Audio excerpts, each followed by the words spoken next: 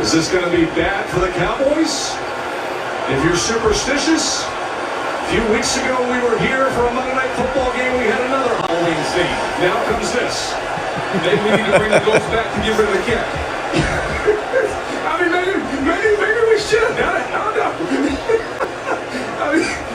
I mean, what are we doing here? We see. So we've gone from seeing ghosts to black cats now on Monday Night Football in MetLife. This ought to be fun here. And this Cowboys season doesn't go the way it was expected to. Blame that guy. I mean, look at his change of direction. He's got great lateral movement. Oh, my goodness. And we got the New Jersey State Troopers out there, which wondering what in the world's going on. Prescott's trying to stay warm. Now, how do you get a cat? Oh. Who's got cat corralling skills in them?